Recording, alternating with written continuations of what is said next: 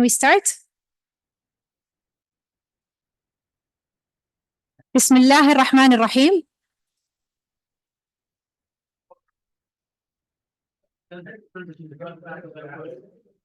Bismillah ar-Rahman ar-Rahim. Esteemed guests, respected attendees, Assalamu alaikum wa rahmatullahi wa barakatuh, and welcome to the 88th meeting of the Doctors Diwaniyah. Before we introduce Diwaniyah and our topic and our guests, please take note of the safety guidelines of the location, as we have 4 emergency exits, 2 at the front and 2 at the back. In case of any emergency, God forbid, you will hear the sirens and you will be escorted calmly to the assembly points at the front of the tower. The gentlemen's toilets are at the door on your outside the door on your right, and the ladies are outside the door on your left. To fully enjoy this session, kindly put your mobile phones on silent mode. Ladies and gentlemen, allow me to welcome to the Diwaniyah tonight Mr. James Sendel, the Consul General of the U.S. Consulate in Bahrain. Welcome, sir. Diwaniyah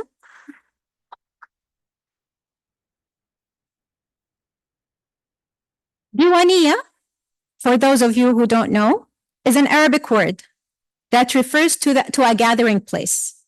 Think of a cozy space where friends and neighbors come together casually to discuss different domestic topics and share stories and knowledge. It's something similar to what Mr. Abdulaziz al-Turki has started over 12 years ago with a common topic, general health and medicine. And ever since, Diwaniyah has commenced every month with a different topic and a different esteemed guest. Tonight, we will learn more about a very interesting treatment methodology, which, as we will know a little bit later tonight, is not that modern. The hyperbaric oxygen therapy. We are fortunate to have 2 advocates of HBOT, hyperbaric oxygen therapy, to tell us more about how it can help with modern health challenges.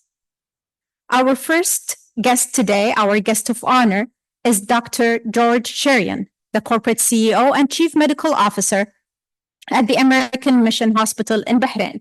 He worked as a neonatologist for over 25 years after obtaining his medical training at the University of Kerala in India, and following it with postgraduate training in pediatrics at the Hospital for Sick Children in London in UK, and subspecialization in neonatology at the Hospital for Sick Children in Toronto in Canada. He worked as a consultant neonatologist in the National Health Service in London before joining Saudi Aramco Medical Services as a consultant neonatologist. Please join me in welcoming Dr. George Cheriyan for his opening remarks.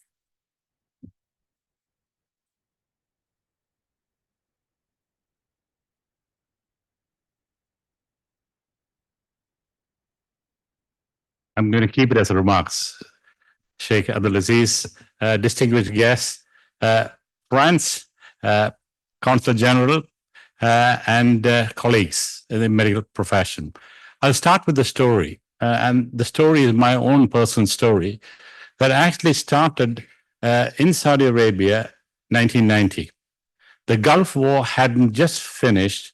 When I first came to Bahrain to join Saudi Aramco, I came on a year sabbatical from the NHS in London. The skies were still cloudy from the Kuwait fires. So I was going to come to Aramco for a year and then go back to my permanent assignment back in London. But like all expats who come to this part of the world, there's something so magnetic about this part of the world. I came for a year and stayed for 18. Okay. So today I'm actually coming back home. And it's been 15 years since I left Saudi Arabia and Bahrain and Aramco and moved to this beautiful hospital called American Mission Hospital, which was actually a small little hospital, but historically it is the oldest hospital in the GCC. It was established by US missionaries in 1902, and since 1902 has continuously provided medical care for this part of the world.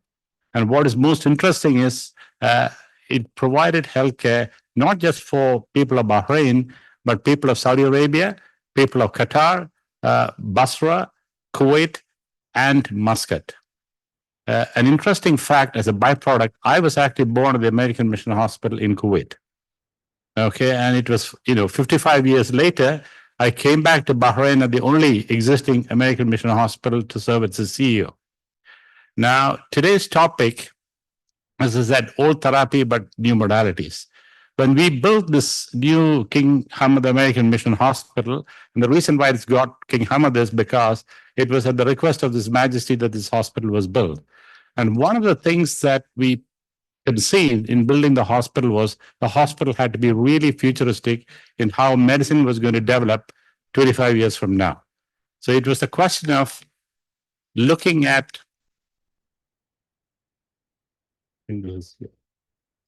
looking at what medicine was going to be like 25 years from now and putting all the infrastructure to make sure that as we go through this rapid change that's happening in healthcare, that we would be prepared for this change that was actually changing the way we provide healthcare. Today, as you all know, 80% of the money in healthcare is spent for sickness care. It's actually not healthcare, we're actually treating sickness. So 80% of the care goes for 20% of the people who are really sick. And there's hardly much money put into what we call preservation of health or preventative health. So the future of healthcare is going to change dramatically from treatment of sickness to preservation of health, and ultimately to keep people out of hospitals. One of the biggest challenges in healthcare today, globally, not just in this part of the world, globally, is that people are living longer. The average lifespan of people in this part of the world has now gone up. Females live up to 75, males live up to 73. I think in Saudi Arabia it is 78. But however, 15% of the last years of your life, you live in and out of hospital. So 15%, which is almost 10 to 12 years of the end part of your life, you're living with poor quality of life. And that's not the way to live. So modern medicine, or the future of medicine, is going to be to try to change that so that the longer we live healthy. A lot of money. Now, if you're going to be investors, if there are physician investors in this audience, the real money for healthcare lies in investments where you can actually preserve health and prevent sickness from becoming part of our misery in the latter years of our life. And so when we conceived building the hospital, we had to put in the hospital pretty much all of the therapies that were not fully existent, but we thought might be important for the future of healthcare. And part of this, which is catching on here as well, is regenerative medicine and preservation of health, medicine that goes into the genomics and the precision by which we can target therapy for our future patients. So I'm not an expert on hyperbaric medicine at all. I'm a neonatologist. I'm a baby doctor for 28 years. I looked after tiny babies. Of course, they all require oxygen, but not hyperbaric oxygen. So thank you for inviting us to be here in your presence. And I will yield to the expert, Frans Cronje, to talk about hyperbaric oxygen. Thank you. Thank you.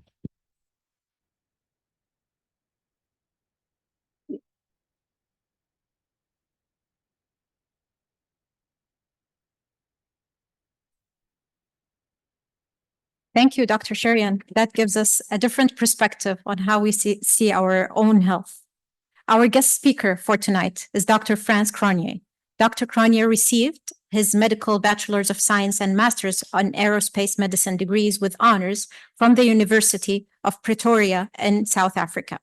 He completed a clinical research fellowship in diving, hyperbaric, and underwater medicine at Duke University at Durham, USA, and obtained a postgraduate diploma in occupational medicine at the University of Stellenbosch in South Africa. He's considered the pioneer of modern hyperbaric oxygen therapy in Southern Africa and has dedicated 3 decades of his professional career to introducing and expanding this evidence-based therapeutic modality. He's the founder, past president, and emeritus board member of Divers Alert Network of Southern Africa, which is a nonprofit organization dedicated to the assistance and safety of recreational divers. He founded the first clinical hyperbaric medical facility in the Southern African Military Health Services and developed the first multidisciplinary training program in hyperbaric medicine in South Africa, and served as faculty member and associate medical director of the Biomedical Facility, a senior researcher and faculty member of the University of Stellenbosch from 2009 until 2018. He's a past president of the prestigious International Congress of Hyperbaric Medicine.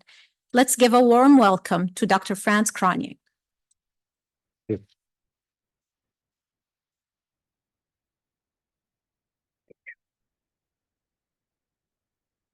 Salam alaikum. It's an honor to be here, and thank you very much, Sheikh Abdulaziz, for the opportunity to talk to you about what obviously you must have heard is a passion to me, hyperbaric oxygen therapy. And as we reminisce this evening on things of the past, we have the opportunity to also consider the things of the future. And it is with that that I'd like to talk about a fascinating modality that is increasing in its application as we move towards the future. Now, hyperbaric oxygen therapy may be an old modality, and its application starts very simply in breathing oxygen under pressure. Importantly, though, the oxygen has to be delivered to the tissues via the circulation. You can't just put it on a wound. It needs to be delivered by the circulation to have a therapeutic effect. So essentially, we increase the pressure under which you breathe the oxygen. More oxygen is transmitted through the lung and enters the arterial system. And that is the essence of what hyperbaric oxygen needs to achieve. Now, there are two styles to do this. We have a bus, if you like, and a single modality or vehicle. The bus can treat more than one patient at a time. They follow the same protocol, and they breathe oxygen through a head tent or mask in an air-filled chamber. The monoplace is single patient, and the chamber is pressurized with oxygen, and they provide air for air brakes, which I'll explain in a moment, as part of the therapy, and they are equivocal. One benefit, though, the monoplace can be titrated to an individual's needs. Now, the air that we're breathing here is 21% oxygen, and it's 21% of an atmosphere, which is 760 millimeters mercury. So in effect, you're breathing 159 millimeters mercury of oxygen as you're sitting here. Under those conditions, the oxygen cascades essentially down into the cells and the powerhouse of the cell, which is the mitochondria, where we get oxygen and hydrogen, which is what you get through the food that you eat, combining, which is essentially rocket fuel that produces ATP, which is the cell energy. Now, this gradient is what drives the process, the contrast between what you're breathing and what is needed in the cell. Now, under hyperbaric conditions, we move from 159 millimeters mercury to 1,550. It's literally 10 times. And so you can imagine there's an enormous gradient now that is able to drive the oxygen into the tissues, reaching further and also inducing not only physiological effects, normal effects, but pharmacological effects, medicinal effects. Now, if you consider oxygen as a drug or a medicine, this is the pill. This is the standard oxygen therapy session that we would provide for most indications. So as you can see, you start at 1 atmosphere, and then the pressure is increased over 5 to 8 minutes, and then you breathe the oxygen essentially for 20 minutes on, and then 5 minutes on air, and you repeat that 4 times for reasons I'll explain shortly, and the total period is 2 hours. Now, for those of you that gave these chambers one look and thought, you won't catch me alive in one of those, I want to get to this slide, which I like to get to very quickly with our patients. The treatment, unlike most things in medicine, is pain-free. If there's pain, there's a problem, and it's usually related to ear pressure and adjusting to the pressure. And we make sure that patients can do that. They don't feel weird. You don't feel weird in the chamber. It's just oxygen. You're never alone. You're never trapped. We can speak to you and hear you all the time. And in fact, as some of the people here will attest, the most difficult decision is often what movie to watch to allow the 2 hours to dissipate. I'm also very grateful to have my wife here, Sister Lucy Cronje, who has been doing this with me for 30 years. And this is essentially what happens every day, and the patient's receiving the hyperbaric oxygen, and it is actually a very calm environment. And many patients are grateful to be away from their cell phones for a while. Now I want to turn back to history. Hyperbaric oxygen therapy started as a treatment for decompression sickness, what scuba divers or deep sea divers get when nitrogen comes out of solution as bubbles and causes disruption in tissue. On the clinical side, there were two streams. The first was using hyperbaric oxygen to make tissues more sensitive to radiotherapy. And Churchill Davidson pioneered that, and it was all over the world for many years. In fact, the reason why the monoplace chamber is transparent is because they had the cobalt heads outside and they needed to provide the radiotherapy wherever that was required.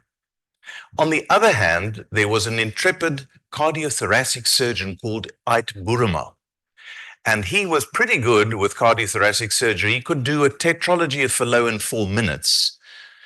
But at that stage, without cardiac bypass machines, there was a limit to what could be done after there was cardioparesis. So enter hyperbaric oxygen. And to prove the point, what he did is he took pigs, bled them out, had them in the hyperbaric chamber at the equivalent of 20 meters below the sea, and he was able to record normal ECGs. Which is to say that when you are at pressure in a hyperbaric chamber, you have enough oxygen without blood. Everything is delivered through the plasma.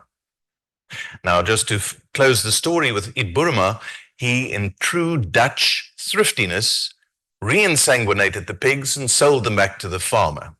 But he also introduced a tremendous epoch in hyperbaric medicine.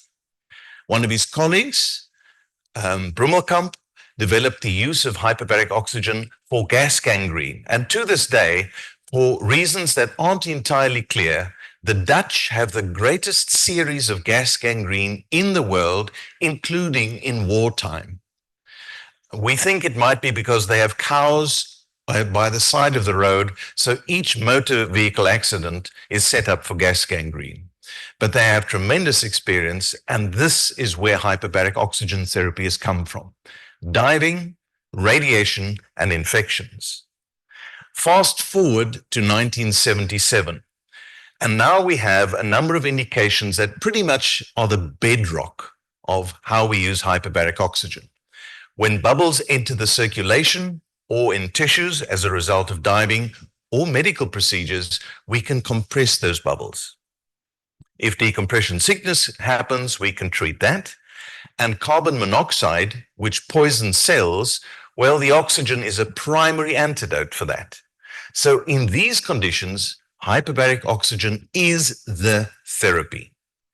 But for everything else, it's adjunctive. In other words, it supports another modality, mostly surgery.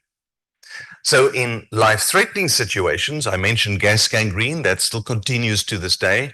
And although far more, I should say less frequent nowadays, I myself, over the past 30 years in South Africa, have treated 5 patients with it, which were quite anomalous and mostly associated with intestinal cancers that developed spontaneous gas gangrene.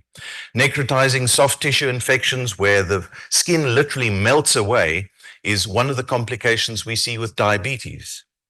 Severe anemia, where you can't provide a transfusion for religious or medical reasons, hyperbaric oxygen can buy you time.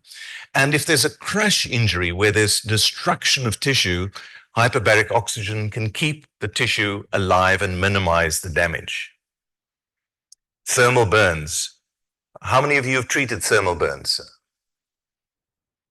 Well, most of you that have will recognize that within the first 48 hours, people balloon, or the limbs that are burnt balloon. And hyperbaric oxygen attenuates that. If we had more time, I'd show you some of our slides, but if you start within 24 hours, you can often mitigate a partial thickness wound that it doesn't extend and doesn't even need grafting. It's quite profound.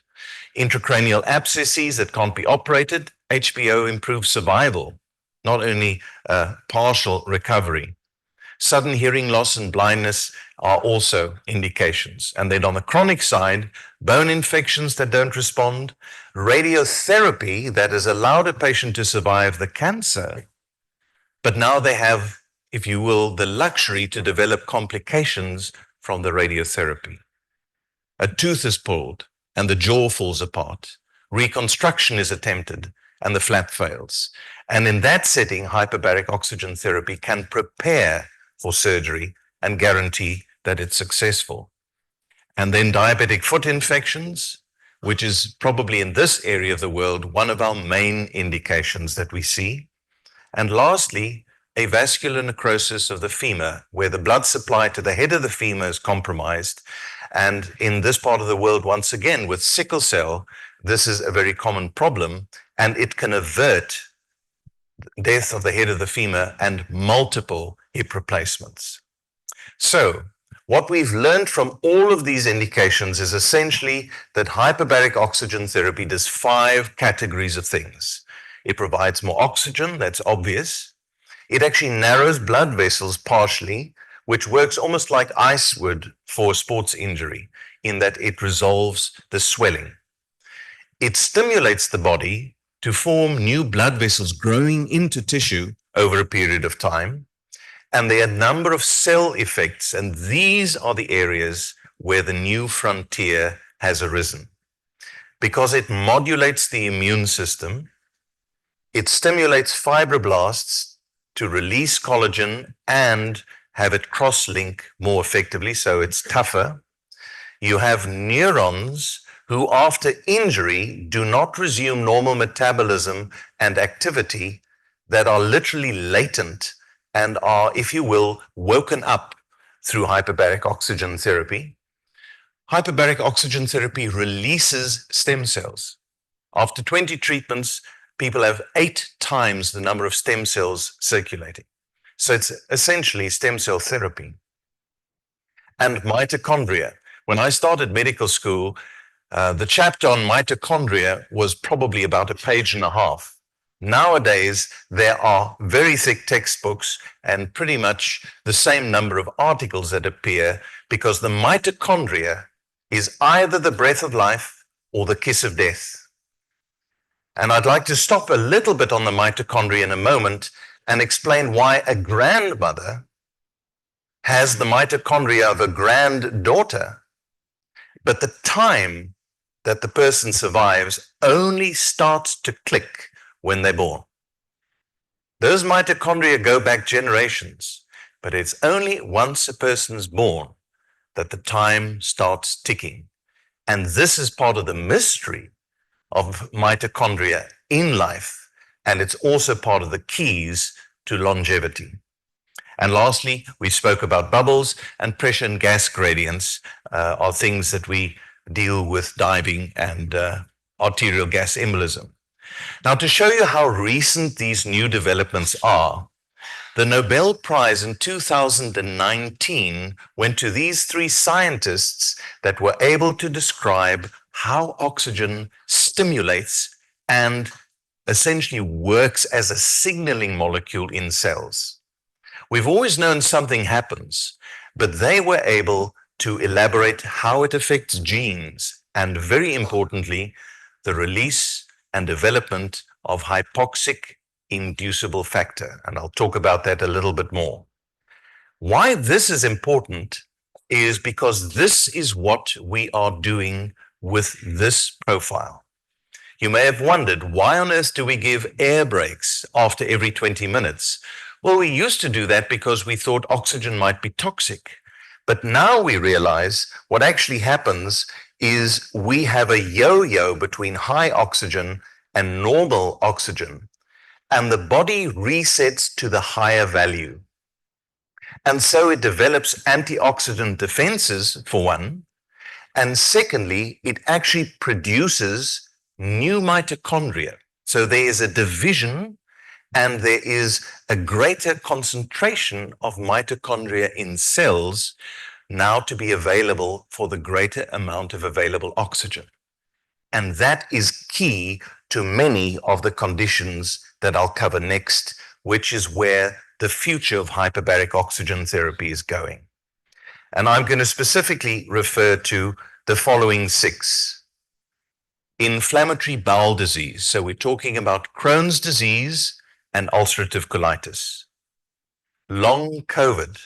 People who after 3 months, whether or not they had symptoms of COVID, have mental fogging, have cardiac problems, respiratory problems, neurological problems such as continual loss of smell, and there is no therapy for that nowadays.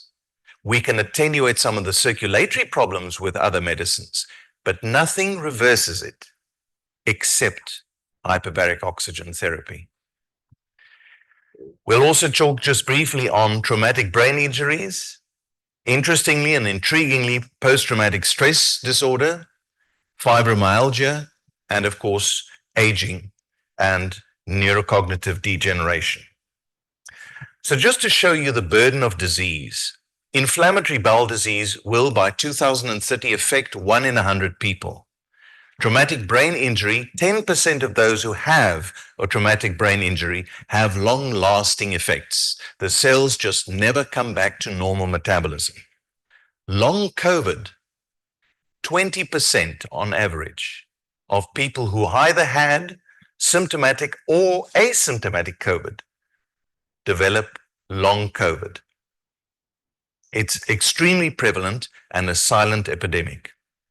PTSD, about 4% in our war-torn world. Fibromyalgia, also about 5%. And neurocognitive degeneration, as our populations age, it is becoming an increasing problem. So just to show you where the evidence lies in these indications, this is the familiar Oxford classification of evidence-based medicine. All of the indications I'm mentioning now fall within the top tiers, the first 4 top tiers. So we're not talking about experimental information, we're talking about established clinical information that is yet in the process of being refined. Perhaps the most important slide is this, and I'll go through it clockwise. Hyperbaric oxygen therapy, as I indicated, releases stem cells. Not only that, it forms part of how cells are ultimately destined for the tissues that they are to support. As we're sitting here, we're losing and producing and renewing our tissues and organs. In order to do so, we need 3 things. We need cell structures that have integrity and all the necessary parts. We have DNA that needs to be able to replicate in order to continue, and we need mitochondria in order to have energy for the cells.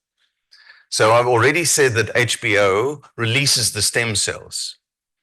But the next interesting thing is that as we're sitting here, our chromosomes have some extraneous material. At the tips of your chromosomes, you've got some extra DNA. The reason for having this, and they're called telomeres, can most easily be explained by thinking about a photocopier. Look at a photocopier, Xerox. If you make a copy, the copying mechanism needs to go beyond the window in order to make a complete copy, right? So what the telomeres do is they allow that copying mechanism to go beyond the window, if you like, and make a complete copy. Once you've lost your telomeres, cells can no longer divide. That's it. Tickets, khalas, they're gone. All right. Now, what happens with hyperbaric oxygen? It stimulates the DNA to actually extend, preserve, but even extend telomeres. And therein lies one of the keys to why it causes or may support longevity. And then I mentioned the mitochondria. Fascinatingly enough, we would think bombarding them with oxygen might poison them. The opposite, in fact, happens. It equips them, energizes them, and causes them to replicate so that cells can actually process more energy. If I had to summarize it in one sentence, hyperbaric oxygen therapy essentially does what exercise does for you. Now, I'm not saying you should substitute the one for the other. Exercise is a good thing, but in many ways, it replicates some of those mechanisms. A big aspect of all the problems I mentioned is inflammation, and then we need blood vessels in tissues in order to bring the circulation there. So that's the one slide. The next is this. This explains our paradox, how it could be that by providing copious amounts of oxygen, we ultimately prime the body to defend itself against oxygen radicals and thereby provide adequate and, in fact, even additional protection against aging. That's the key. Oxygen can, on the one hand, shorten life. But if you boost it temporarily, the body resets and develops defense mechanisms that actually allows it to combat aging. I'll briefly touch on the key events or the effects related to the 6 conditions I mentioned. I'll start with inflammatory bowel disease. And as you can see, these conditions, those of you who are surgeons, are very, very familiar with the hypoxic aspects, the necrotic mucosa, the inflammation, which is a major part, the lack of blood vessels, the need for tissue renewal, normal tissue renewal, mitochondrial function yet again, and modulation of the microbes in our gut. Increasingly, we know that what is in our gut is not only the food that we eat, but the microbes that process that food and maintain a climate in conjunction with our immune system. Our gut is our greatest immune organ. And it is sadly, of course, ravaged by antibiotics, chlorine in the water, etc. And one of the problems with inflammatory bowel disease is the dysbiosis of that microbiome. And hyperbaric oxygen is able to restore that, which is a major, major piece of its contribution. And so far, the studies that have come out show that 8 out of 10 patients go into remission. That's pretty impressive. Then the next is long COVID. And here I would summarize to say that looking at the neurological sequelae and the myocardial sequelae, we now have randomized, double-blind, sham-controlled evidence showing that it reverses the effects of long COVID to the pre-morbid state. In other words, a person's mental function goes back to what it was before COVID, and the same with heart muscle. And there is nothing else that does this. And the evidence is not only properly gained, if you like, but it is supported by actual images and understanding of the mechanics. Some of the best research has been done. So we're very excited about this indication, and we've had the privilege of treating a number of patients. And the most remarkable thing that we hear is, I never realized how much of a problem I had. I didn't realize how foggy my thinking had become, that I was depressed, but it was due to long COVID. Or that I was perpetually tired. Whenever I exercised, it felt like I had flu afterwards. Common symptoms attributed to long COVID. Concussion and traumatic brain injury, again, the same familiar mechanisms there. We need oxygen, we need to attenuate the inflammation, we need to support neuroplasticity. And fascinatingly, the memory part of our brain, the hippocampus, is the one part of the brain that we know can regenerate. We always used to think once you've hurt your brain, that's it. But the hippocampus, the memory, which is so precious, and one of the things that we are so much in fear of losing is the one part of the brain that can regenerate. And hyperbaric oxygen stimulates just that. Of course, if it's a fresh injury, it can help prevent that it gets worse. And importantly, it improves and restores cognitive function and memory. Now, here's a strange one. Why on earth would hyperbaric oxygen therapy work for post-traumatic stress disorder? It seems inconceivable. But if you think about it, only 2% of your body weight is brain. 2%. But your brain uses 20% of the oxygen that you breathe. And even then, the brain needs to shunt this way or that in order to regulate, and it's called coupling, regulate the flow of blood and oxygen to the parts of the brain that need it. Now, if someone is suffering from post-traumatic stress, part of their brain is hyperactive to the extent that it uses all the oxygen and there is none left for language to express how they feel, to process what has happened to them. Once they're in the hyperbaric chamber, the brain has more than enough oxygen, and suddenly the brain starts talking to itself. And we are now doing research for the first time actually at King Ahmad, where we're looking at neurofeedback, where we're literally stimulating the brain to develop those connections. It can do it spontaneously. We believe we'll be able to facilitate that even further. So finally, just like the individuals themselves who feel isolated due to PTSD, their own brains get back into community with itself. It's fascinating to see and very, very rewarding. Fibromyalgia, those of you who know people that suffer from this know how debilitating that can be. Many of the problems relate to either pain or inflammation and sleep problems. And HBO attenuates all of those. And lastly, neurodegeneration and aging. I've covered the consequences of aging with inflammation, oxygen problems, and a lack of antioxidant defenses, which HBO restores. So in conclusion, and those are the favorite words to every speech, right? So in conclusion, HBO has modern relevance.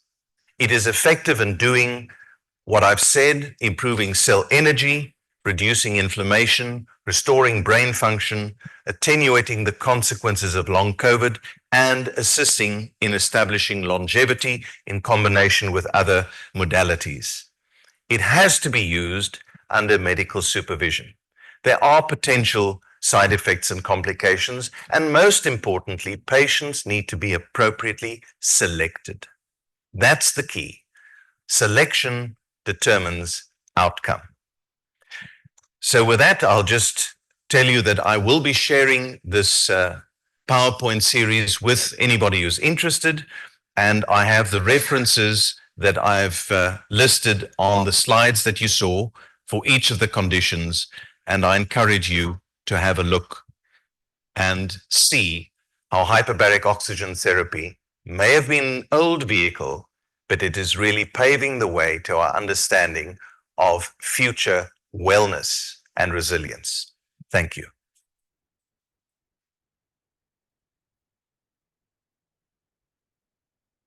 There might be time for questions. Yes, Dr. Cronje, you can answer. Thank you.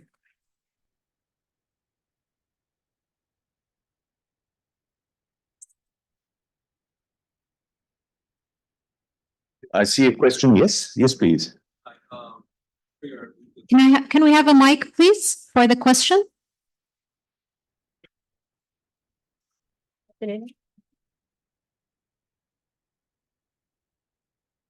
I see.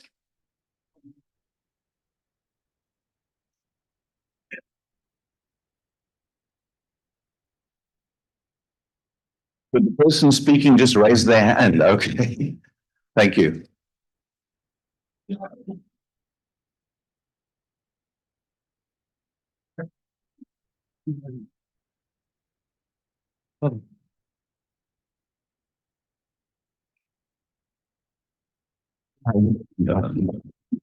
It's on so we took this as like look for a solution.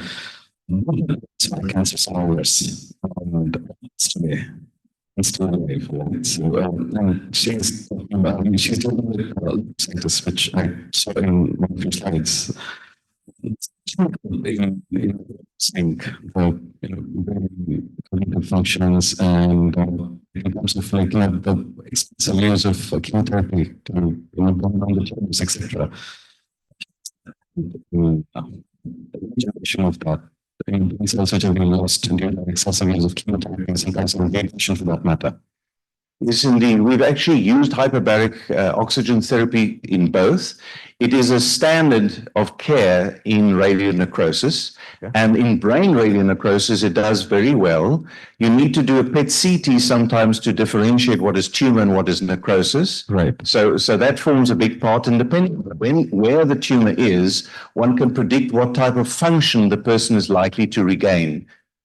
Am I speaking to? I see you raising the microphone. Did you have a follow-on? Okay. So the hyperbaric oxygen therapy is essentially able to regain whatever is stunned. What is dead is gone, but what is stunned can be regained. And often that is a result of loss of vasculature, not necessarily the cells themselves. So that's one of the areas, and chemotherapy to a large extent too, with one proviso. If someone has had bleomycin, one needs to be careful because there can be delayed pulmonary fibrosis with oxygen treatment. We monitor that. And of course, if a person's getting chemotherapy actively, then the oxygen can make it more toxic. So those need to be considered, but the encephalopathy does seem to respond. We've had a number of patients with that. So, last question. So, surgery, which like there's the process between the T11 and the T13. Surgery like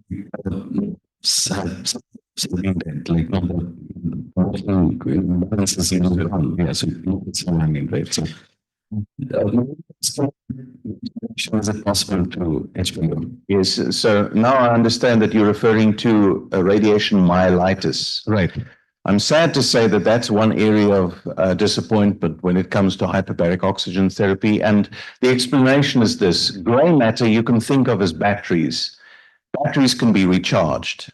Wiring, which is white matter, once that's disrupted, oxygen isn't going to connect the disconnections.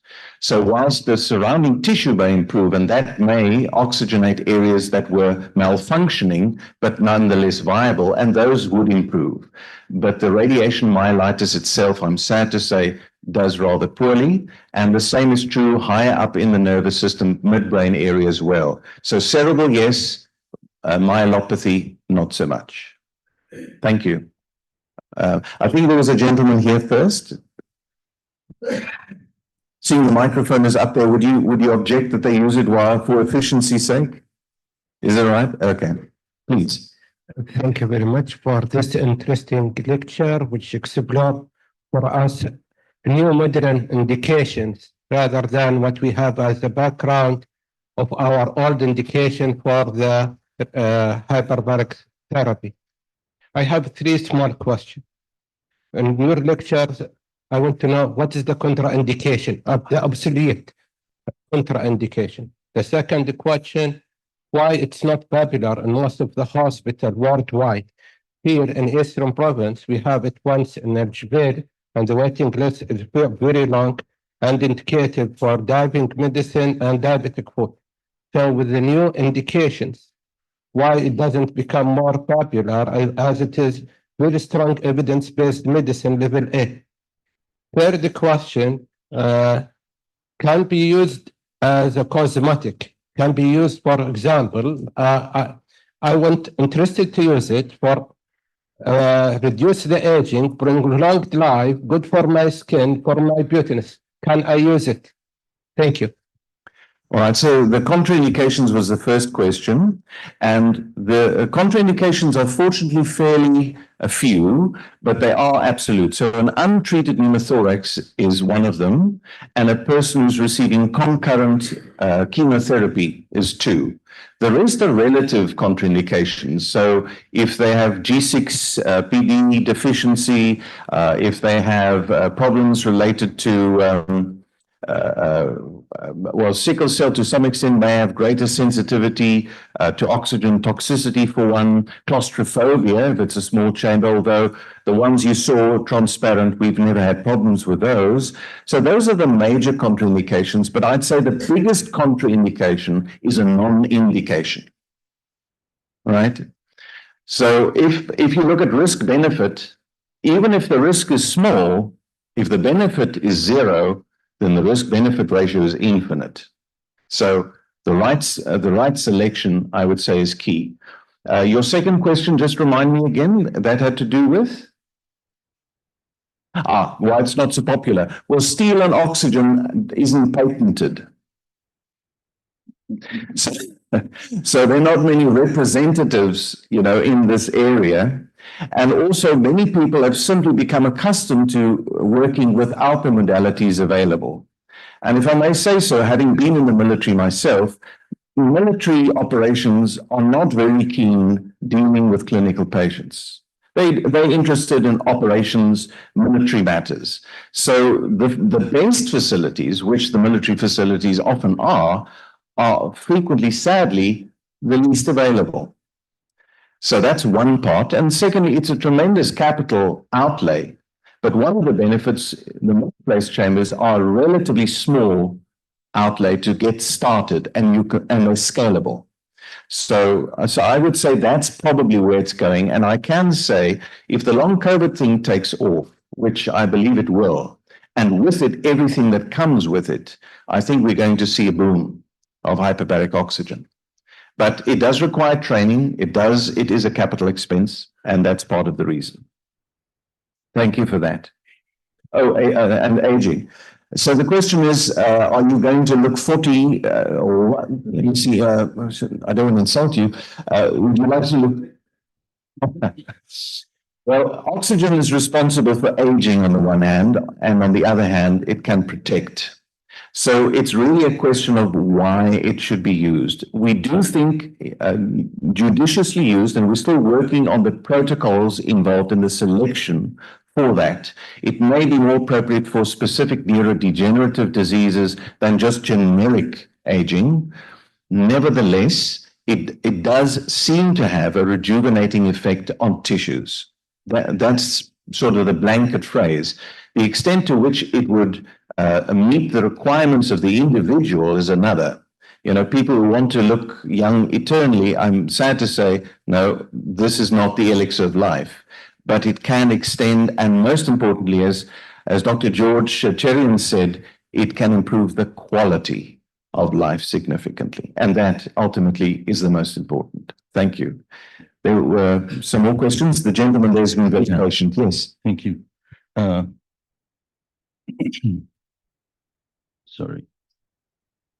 I was just trying to pronounce your last name correctly, but Cronje, like Cronje. Cronje, yeah. Thank you very much for your very informative presentation. I myself happen to be a graduate of King Saud University in Riyadh, then studied at the University of Maryland, University of Michigan, Wonderful. and at MD Anderson Cancer Center in Houston, Texas. And this graduation project in Houston was about the effect of HBO, hyperbaric oxygen treatment, on the osteoradionecrosis and head and neck cancer patients. And I can only say amen to what you have just stated, that whenever you need to do any extraction of teeth or so, you used to use the Mark's protocol of 20 dives before and then 10 dives after, and then maybe repeated many times till it heals. Now, the main major issue we were facing is accessibility to care, with insurance companies not even covering that. And now the new trend that we're even facing here in Saudi Arabia, that our medical services are all going to be privatized sooner or later. We're heading towards where those very highly sophisticated services are going to be limited to only those patients that need it. At Saudi Aramco, where I was practicing before, we used to send them to the Jubail military base, the naval base up in Jubail, and there they used to have like at least about 75 chambers or seats for patients that can be treated with HBO. That's a good size for service. Yet accessibility is a major issue. The cost also is a major issue. At MD Anderson, they used to charge $2,000 per 90 minutes dive. Okay, so we're talking an immense amount of money for the benefit the HBO can provide, but we need maybe to provide it more readily in more centers, and with that maybe we reduce down the cost for it, and also we need to get more people trained to be registered providers for such fancy HBO treatment. Thank you. Thank you for your comments. I take it you know Carolyn Fife if you were in Houston. Carolyn Fife? Yeah, okay. Yes, so go ahead. Yes, exactly. Yeah, so you're absolutely right. I think the cost is for an entire course of hyperbaric oxygen therapy that you're referring to, I would think, because the treatment cost per session around here is 30 to 40 BD per session. And also the Marks protocol of 20 or 30-10 has been somewhat attenuated if it's caught early with the Itasala finish protocol, which is 7 before and 7 after, which is easier both for the patient and for the insurers. So that seems to be a shift that we're making. But the indications that we have ultimately accepted, or the UHMS, the Underseen Hyperbaric Medical Society, has accepted, are those where either there is no other treatment or the cost of the alternative would be prohibitive, or it would not be successful. So hyperbaric oxygen has had to hold on to those areas where it literally is the last chance the patient has. Good points that you raised, though. Thank you.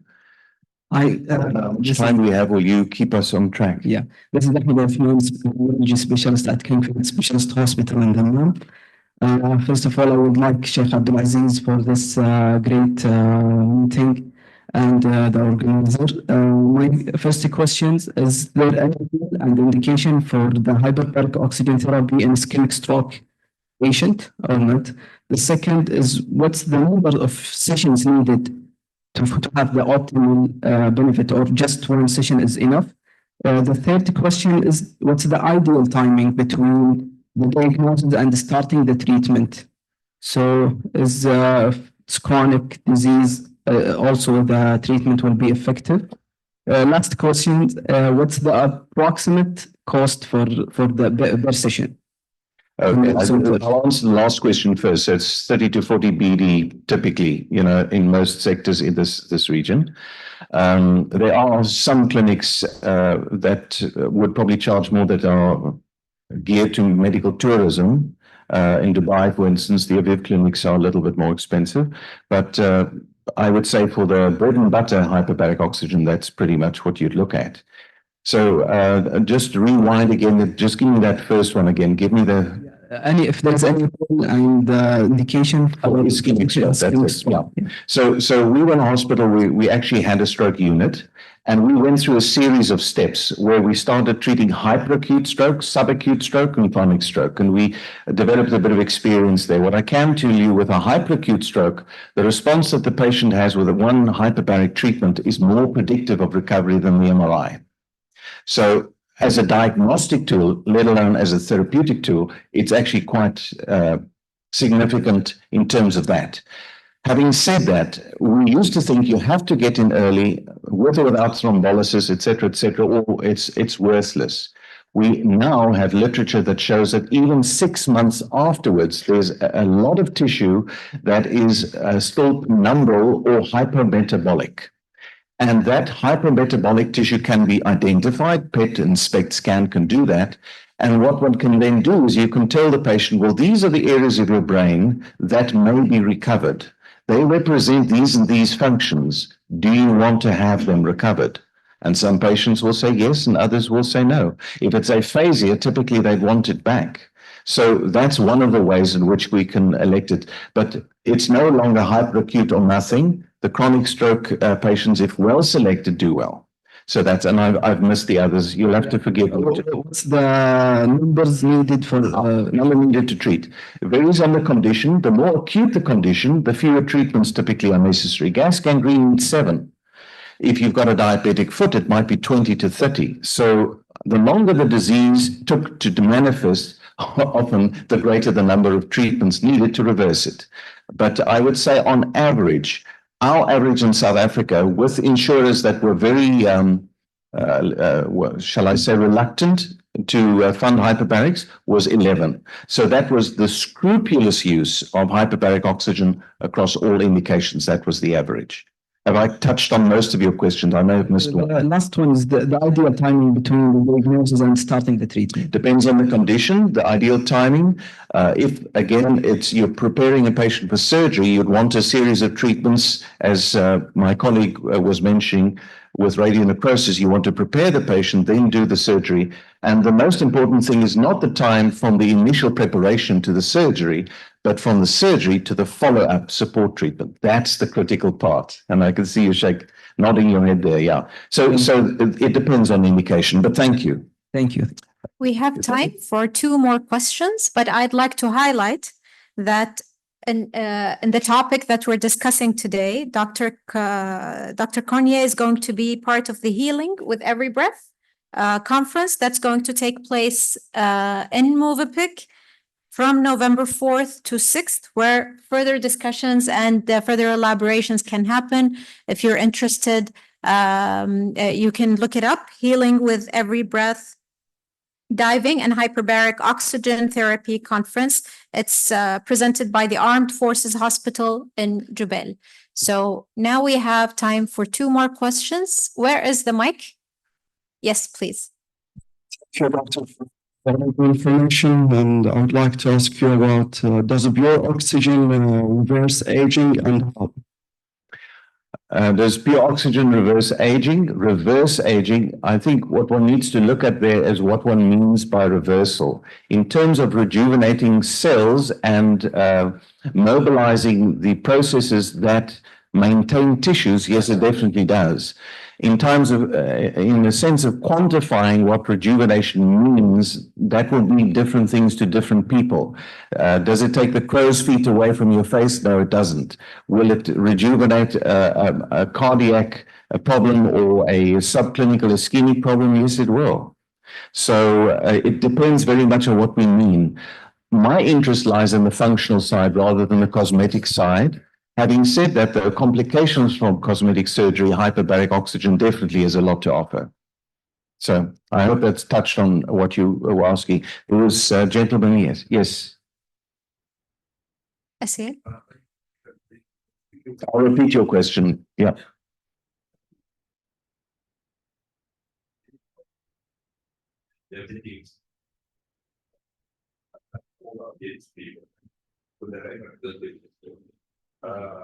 I am thinking of the micro or molecular basis. The molecular basis actually of atherosclerosis, which is ulceration of the atheromatous plaques, which gets ulcerated, and that is due to ischemia, due to loss of oxygen, and then they are shut downwards. So you get micro thromboembolization, arterial, Yeah. can be cerebral, can be peripheral, can be anything. Had hyperbaric oxygen any role to play on these atheromatous plaques itself, so that you can treat the cause before it becomes gangrene or a stroke? I'll answer that on a couple of levels. One is prophylactic treatment. In other words, when there's absolutely nothing wrong with a person who has diabetes in terms of vasculature, it's impossible to measure what the benefit would be there. So in terms of prophylaxis, that's hard to answer. In terms of the atherosclerosis, as you mentioned, it's a significant problem, but the distribution's very different to the typical atherosclerosis. So it's not aortoiliac, it's intrapopliteal atherosclerosis in the diabetic. And one also has the arteriosclerosis, the calcification, and you've got the microangiopathy. I mean, it is effect on the vasa vasorum themselves, the vessels which are supplying the vessel. And these are the cause of atheromatous plaques being shut down. Has it got any role in that? I mean, the small arterioles which are supplying this aromatase. Yes, okay. To answer that question, firstly, in terms of selection, we have a assessment, and we'll actually be talking about that in the conference, transcutaneous oximetry, where we can determine, one, whether the oxygen levels are critical, in other words, are they a barrier to healing? And two, most importantly, can we amplify that or increase that to a point where that would be therapeutic? So we use transcutaneous oximetry to select patients appropriately. What I can say is that the microvasculature responds beautifully. If it has adequate circulation, macrocirculation, it rejuvenates. And I can tell you that those blood vessels that form under hyperbaric oxygen essentially start the clock new. So they're not like the already influenced microvasculature, it's new blood vessels. So that is recovered. But the most important thing is, no, we don't rely on reversing the atherosclerosis. What we're relying on is actually getting the skin to heal, because healed skin needs very little oxygen. Injured skin needs a lot. So we want to get the skin over the crisis and to heal, and then to make sure the person takes care of their feet. Can we Thank you for take the that. last question, One more please? question. I'm Yes, please. not sure. Imani, I think it's Mo. Sorry. We'll take another one also. Okay. after. Two questions, Okay. very short. You know, for us as a clinician, the last thing, and let me tell you the truth, in our practice, the last thing that we will think about is hyperbaric oxygen.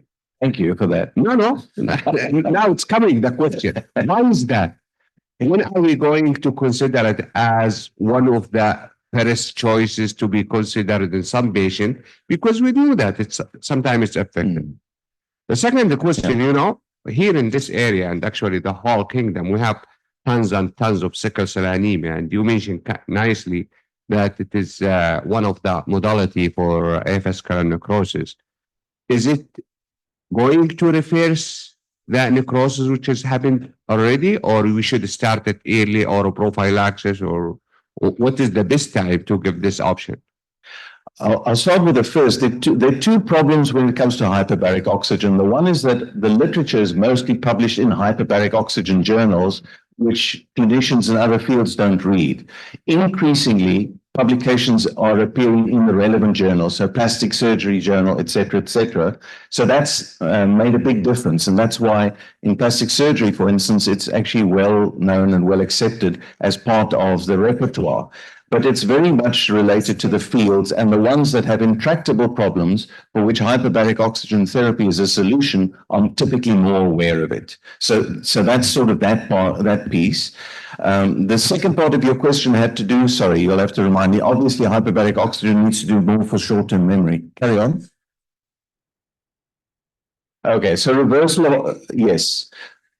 Okay, well, what is dead, so we're not into Lazarus therapy. So what is lost, but what is stunned, damaged, bruised, or is receiving inadequate circulation, we can either recover through the oxygen delivery or through the eventual restoration of microcirculation.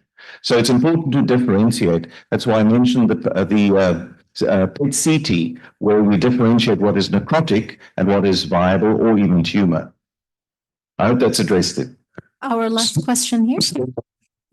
Salam.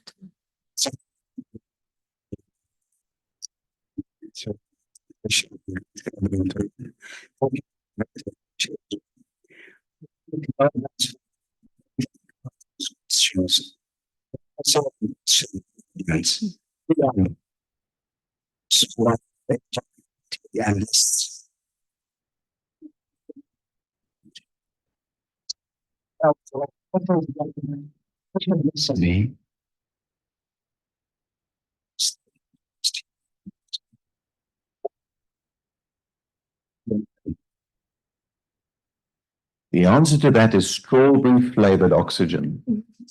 I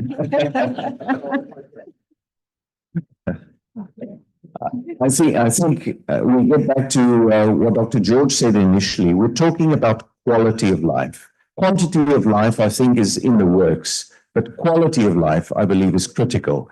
And in all the conditions that I mentioned, from traumatic head injury, long COVID, inflammatory bowel disease, the main thing is its immense disruption on quality of life. So I would say my honor, if you like, is restoring quality of life, first of all.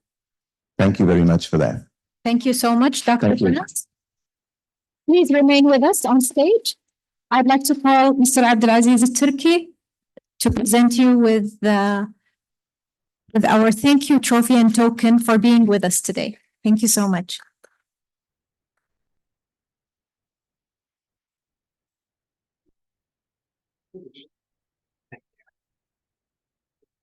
For the audience, please remain seated until one of our organizing team helps you and escorts you to the other area of our event tonight.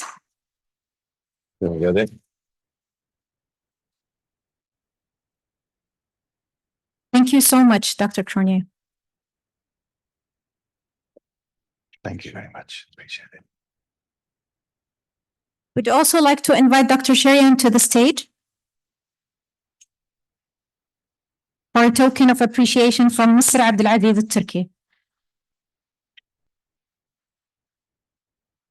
Before I receive it, I just want to give you the answer of the secret of staying young and living healthy till the moment you die.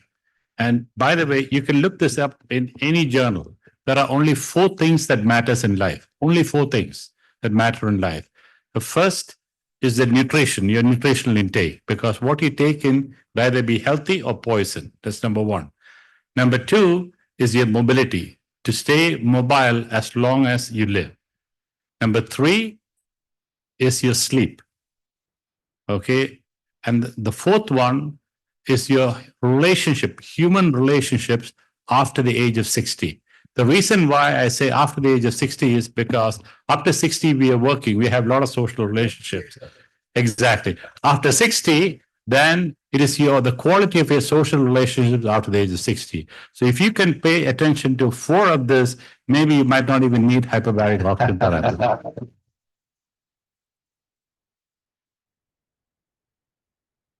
Thank you so much, Dr. Cheriyan.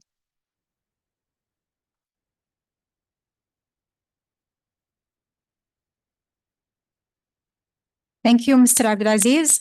Please remain at your seats. من فضلكم بس تجلسون على الكراسي. الفريق التنظيمي عندنا راح ينظمون الخروج لسلامتكم جميعا ما شاء الله. العدد اللي موجود ما شاء الله تبارك الله عدد جدا جميل، بس نحتاج نضمن سلامتكم، فبليز خليكم في كراسيكم. The organizing team is going to escort our guests row by row.